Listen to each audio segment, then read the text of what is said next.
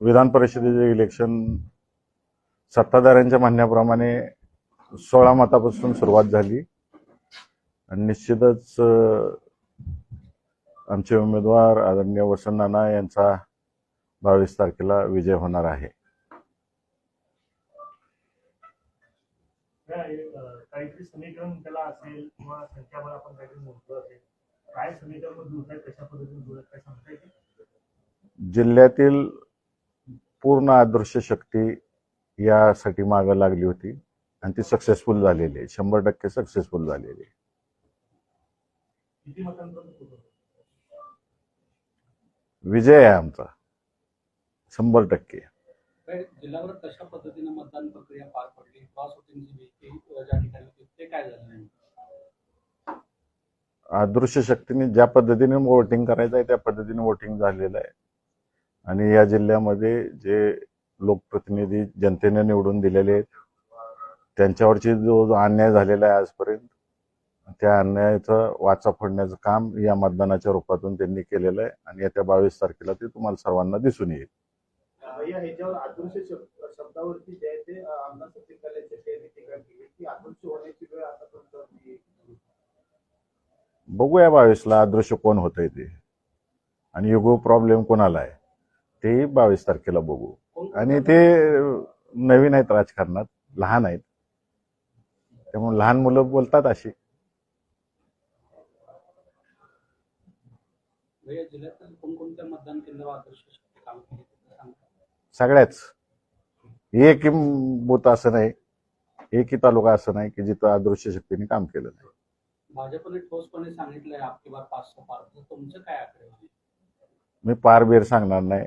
वसंताचा या दुष्काळामध्ये बहरणार आहे चांगला जिल्हाभर.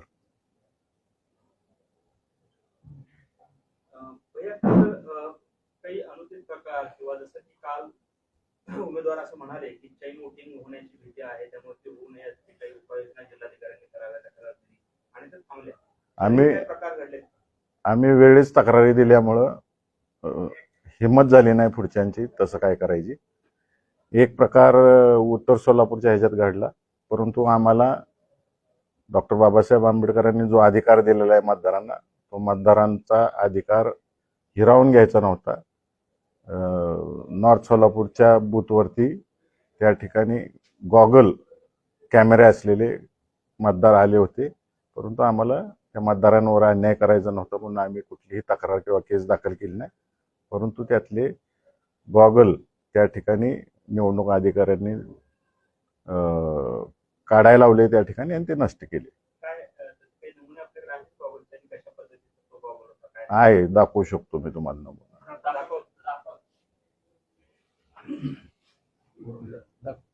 काय नेमका उद्देश होता अशा पद्धतीने गॉगलचा वापर करण्यात आला? अविश्वास स्वतःच्या मतदारांवरचा. हा गॉगल आहे, इथं कॅमेरा आहे, याला इथं HD स्लॉट आहे, चार्जिंग पोर्ट आहे आणि या साईडला एक बटन आहे, मेमरी कार्ड आहे, त्याला ब्लूटूथ कनेक्शन आहे. इथं बरोबर सेंटरला कॅमेरा आहे. दाखवायला त्यांना खात्री नव्हती स्वतःच्या मतदारांवरती की ते मतदान करतायत का नाहीत आपल्याला.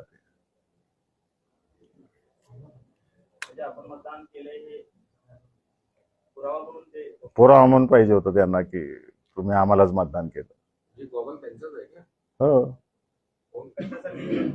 सांगितलं ना, मला त्या मतदारावर अन्याय करायचा नाही. आम्हाला विश्वास आहे मतदारांवरती, त्यांची खदखद आम्हाला माहिती आहे, म्हणून आम्ही लेखी तक्रार दिली नाही. आमदार राम सातपुते असं म्हणतायत की आमची लढाई ही मोहिते पाटील आणि जानकर यांच्या विरोधातच आहे. जानकरांची आता कुठेतरी गोष्टी झाली असं वाटत नाही का? कारण हा निवडणुकीपुरती जानकर तिकडे गेलेले होते आणि आता त्यांनी मोहिते पाटलांच्या विरोधात पण आता बंडल थोपटलेला आहे. मी पहिल्याच दिवशी सांगितले, आमचा घरातला विषय आम्ही घरी संपवू आणि त्याच पद्धतीनं जे कोण बोलतंय वारंवार त्यांना मोहिते पाटील झोपता उठता. ते संताजी धनाजीचं कसं होतं, मोगलांना ते संताजी धनाजी त्यांचे घोडे हे कायम दिसायचे. मालकापाशी दुकान चाललं पाहिजे कोणाच तर, त्यामुळे मोहिते पाटलावर बोललं पाहिजे. म्हणून काही मंडळी या जिल्ह्यातली कायम मोहिते पाटलांवर बोलतात. पण जानकरांचा युज अँड थ्रो झाला असं नाही. ते आपण आमदार साहेबांना विचारलेलं बरं राहील. राऊतांची विजयाची सभा अकलूजमध्ये होणार का? आमचा वसंताचा भर सगळा झालाय जिल्हाभर आणि कोणाची सभा अकलूजला होणार. ते म्हणतायत की आम्ही मला निवडणुकीच्या वेळेस असं म्हणाले होते की एका व्यक्तीच्या इगो दुखावण्यामुळे ही निवडणूक लागली. पुन्हा त्यांनी आज तेच उद्गार काढले. त्यांचं असं म्हणणं आहे ज्या व्यक्तीच्या इगो दुखावण्यामुळे ही निवडणूक लागली होती त्यांना त्यांच्या इगोचं उत्तर 22 तारखेला मिळेल. माझं मत असं आहे पत्रकार मंडळींना की तुम्ही कोणाच्या इगोमुळे इलेक्शन लागलं हे त्यांनाच विचारा. मतदार सांगतील चांगल्या पद्धतीने तुम्हाला. सत्ताधारी पक्षातले मतदार सांगतील कोणाच्या इगोमुळे हे इलेक्शन लागलं. उत्तम जानकरांच्या संदर्भात सारखं एक म्हणताय की घरातला प्रश्न आम्ही घरात बोलतो, मात्र त्यांनी बाहेरच्यांना घराच्या बाहेरच्यांना साथ दिली. कुठेतरी ते घरातून बाहेर पडले तुमच्या. माझे राष्ट्रवादी काँग्रेस पक्षाचे सगळे आमदार हे घरातलेच आहेत. मी सुरुवातीला सांगितलं की मला घरात बसून भांडणं मिटवायची सवय आहे. काय भाऊकीला सवय असती घराच्या बाहेर बोलायची, ते बोलले असतील. आता सगळे इलेक्शन संपले. 22 तारखेनंतर आमचे नेते पवार साहेब बोलवतील सगळ्यांना. साहेबापाशी आम्ही काय ते साहेबाचा आदेश असेल तो आम्ही मान्य करू सगळी. या घरातल्या तीन भावांनी उघड बंड केलेलं दिसून आलं यात. पक्ष कारवाई होणार का? हो का, मतदान त्या तिघांचं होतं का मतदारांचं होतं? त्याचा निवडणुकीवर परिणाम होऊ शकतो. मतदार एक सुद्धा माझ्यापासून हल्ला नाही. मग पक्षनिष्ठेला काही महत्व होतं, पक्षाच्या काही ध्येयधोरणांना काही महत्व नाही. ते सगळी देहधोरणं पवार साहेबांपाशी ठरतील. मतदार जरी हरले नसले त्यांनी तुमच्यापासून हल्ले नसले तरी सुद्धा तीन आमदार हल्लेले आहेत. ते कुठेतरी आत्मचिंतनाचा विषय नाहीये. पवार साहेबांपाशी ठरेल सगळं तिथं. ह्या कारणामुळे असं झालं की सोलापूर जिल्हा हा राष्ट्रवादीचा पालिकेला या 3 आमदाराच्या येण्याने जिल्ह्याचा डीएनए चेंज झाला असं वाटतं? नाही होत. बालेकिल्ला अजून वाढेल आणि स्ट्रॉंगली वाढेल या जिल्ह्यात. म्हणजे इतका विश्वास आहे? 100% विश्वास आहे मला. आता एक पाऊण तास म्हणजे आम्ही 2 तास झालं खाली आहे. 2 तासामध्ये बरेच आकडेवारी केली. आकडेवारीमध्ये एक आकडा तुमचा असा आहे का तुमचा दावा पक्का करू शकतो? 6 पैकी एका मतदारसंघावर सगळेच मतदारसंघ पक्के आहेत. म्हणजे पंढरपूर वगळता बोलतोय मी. सगळेच धरतोय मी नुसतं पंढरपूरवर बोलत नाही. मी माळशिरस बोलतोय, करमाळा बोलतोय, माडा बोलतोय, सांगोला बोलतोय, उत्तर बोलतोय, दक्षिण बोलतोय, अक्कलकोट सुद्धा बोलतोय मी आणि शहर सुद्धा बोलतोय मी आणि उत्तर दक्षिण सुद्धा बोलतोय मी. तुम्ही म्हणजे ते आपण पवार साहेबांचा वर्ग असा आहे, पवार साहेबांचा जिल्हा आहे, पण करत असताना मोहिते पाटील आणि त्यांचं नेतृत्व आणि त्यांच्या सहकार्यानेच हे निवडणूक लागली. असं वाटतं ताकद कमी पडली? अदृश्य ताकद काय आहे हे 22 तारखेला दिसेल. आकडा जो विजयाच्या आसपास विजयी होऊ शकतो असा काय आकडा आपण सांगू शकतो? पालकमंत्री सांगतात आपली बार 5 तसं आपण किमान काही अंदाज वर्तवू शकता? मी पहिल्या दिवसापासून आकडा सांगितलेला नाही. मी 16 मतापासून सुरुवात केली. त्यांनी आमची 16 मतं आहेत म्हणून सांगितली. 16 मतापासून सुरुवात केली. त्यांनीच काल का परवा सांगितलं तुम्हाला, आज पुन्हा बोलले की 200 मतापर्यंत आलेत. आम्ही 200 पर्यंत आलोय असं त्यांचं मत आहे. त्यामुळे त्यांची दररोज आकडेवारी चेंज होती. उद्या अजून भेटा त्यांना, अजून ते 200चं 250 झालेलं असेल, 250चं 300 झालेलं असेल, असं वाढत जाईल. मी आकडा सांगणार नाही. माझं पक्षाचा उमेदवार हा निवडून आलेला आहे, मी एवढंच सांगतो. उमेदवार नाना टेन्शन दिसते मात्र बाजारावर. टेन्शन मध्ये कोण आहे, कोण घाम पुसतंय? जे टेन्शन आहे त्यांना विचारा ना तुम्ही. आम्हाला काय विचारते? ज्यांना टेन्शन आले त्यांना विचारा. आम्ही बिनधास्त आहे, निवांत आहे. आम्ही निवांत प्रचार केला व एक मतदारांना भेटलो, त्यांच्याकडून त्यांचे प्रश्न समजून घेतले. आम्ही एकाच मतदाराला 4-4 वेळा 5 स्टार हॉटेलमध्ये बोलवून 4-4 तास बसवून मतदारांनी स्वतःच्या पैशाचे 200-250 रुपयाचे चहा पिऊन नंतर फक्त समोसा त्यांना खायला घालून पाठवलं नाही. खरं तर तुम्ही तुमच्या विजयाबद्दल खूप निश्चिती तुम्हाला दिसत आहे. हे 3 आमदार तिकडे गेलेले आहेत. कदाचित हे दाखवण्यासाठी तुम्हीच पाठवलेले होते का? हीच अदृश्य अदृश्य शक्ती 1-2 नाही, भरपूर आहेत. शहरातल्या राजकारणामध्ये अदृश्य शक्तीचा वापर किती झाला शहरात? मताच्या रूपातून तुम्हाला दिसून येईल किती झाला. संपवलेली मतं सगळे एकत्रित केली. केले. शंकरराव मोहिते पाटील साहेब, विजयसिंह मोहिते पाटील साहेब यांच्यापासून कमवलेली माणसं या जिल्हाभर आहेत. आणि तुम्ही काल माझं स्टेटस पाहिलं असेल सगळ्यांनी.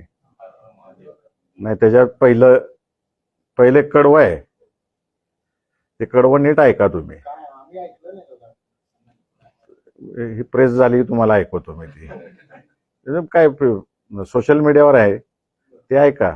जी माणसं त्यांनी कमवली एवढ्या वर्षामध्ये त्या सगळ्या अदृश्य शक्तींनी आम्हाला मदत केली.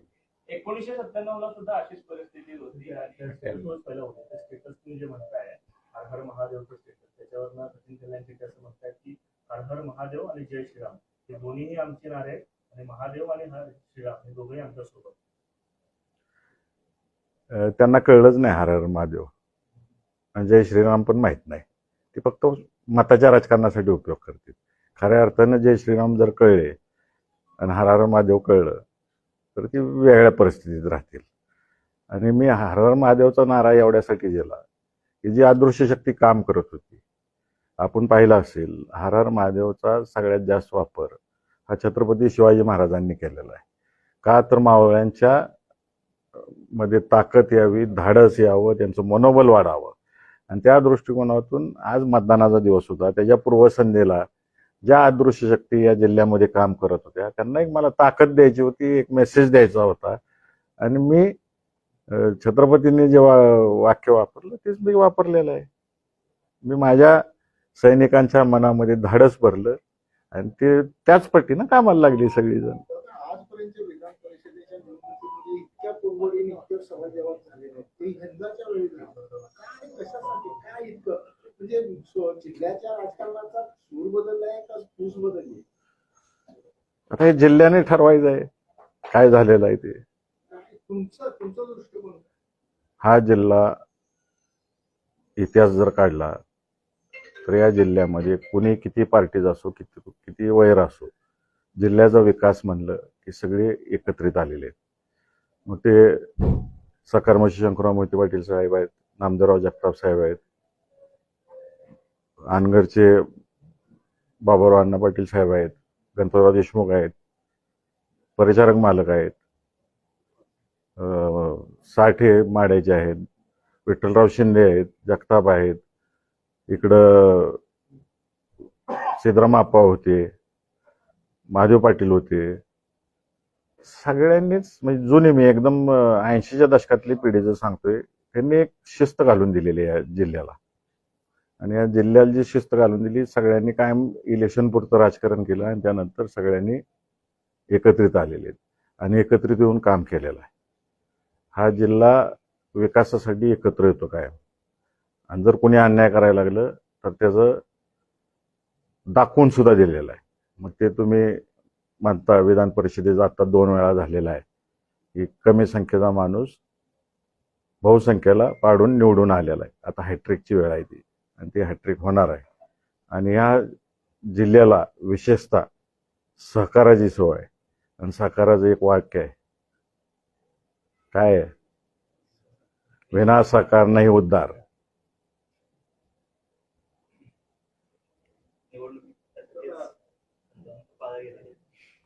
दादा ही विधान परिषदेची निवडणूक मोठे पाटील घराण्यासाठी निवडणूक म्हणायची.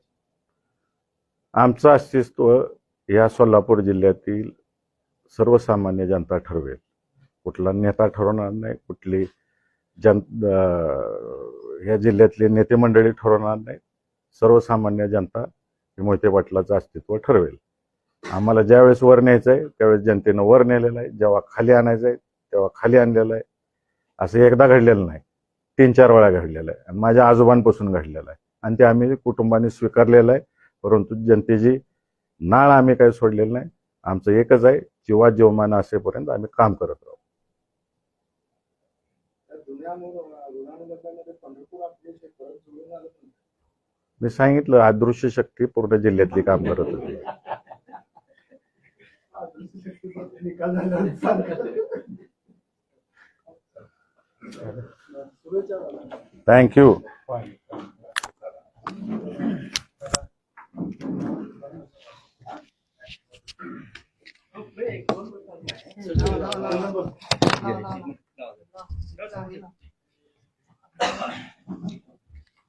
भैया खरं तर आहे ना, चालू झालं बंद पाणी पिऊ का?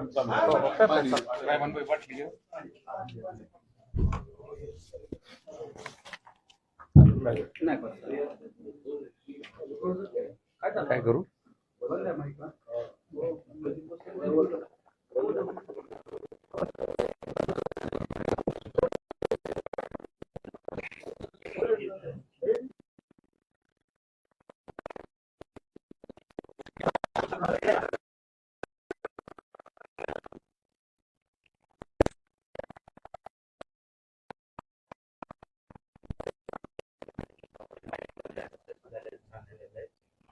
आणि तो पुढचा नंबर जो आहे तो राज्यात सुद्धा अशाच पद्धतीनं आपले जवळपास जे काही आमदार आहेत ते देखील फोडण्याचा डाव आहे असं देखील चर्चा आहे.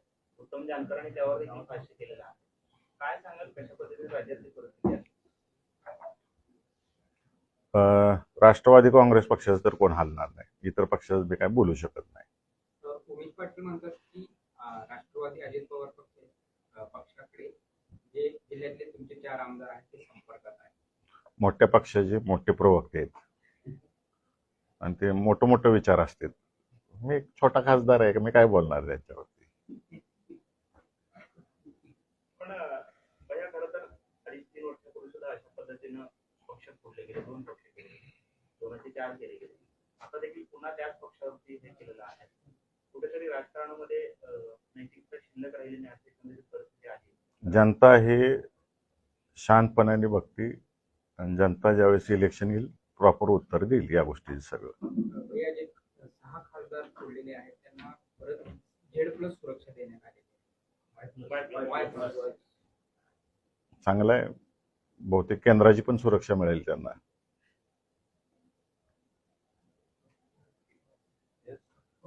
झालं का?